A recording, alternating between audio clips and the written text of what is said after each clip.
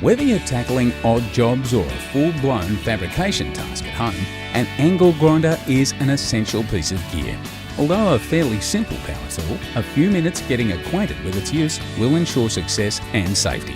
Before starting up your angle grinder, consideration needs to be given to the choice of disc installed in the tool. For cleaning up welds, removing heavy corrosion and shaping most kinds of metal, the basic grinding disc is the best option. Use of a grinding disc should be avoided on aluminium surfaces, as the material removed will block the grinding disc.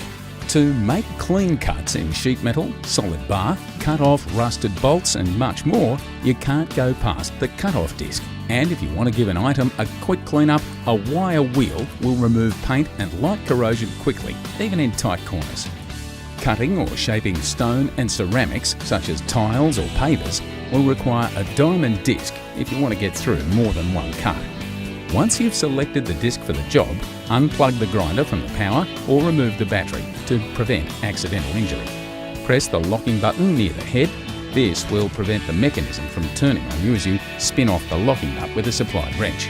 Swap the disc and install it firmly whilst holding the locking button.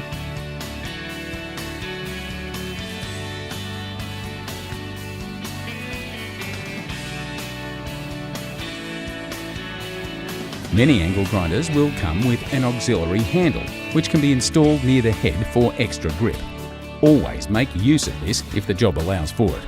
At this point, the guard can be positioned to best suit the task at hand. Whatever the case, try and position the guard so that the exposed disc is pointing away from you as much as possible. With necessary eye, hearing and safety clothing on, you're ready to start the grinder. Start the motor and allow a few seconds for the disc to reach maximum speed before you begin working. The most important thing to be wary of when operating the tool is kickback. This occurs mostly around the edges and corners of the workpiece. The best practice to minimise kickback is to ensure that the disc is spinning away from edges and corners rather than spinning into them.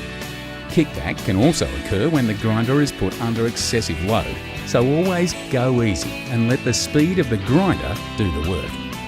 When the job's finished, spend a few extra minutes cleaning up the tool to ensure its longevity, and it's ready to go for many projects in the future.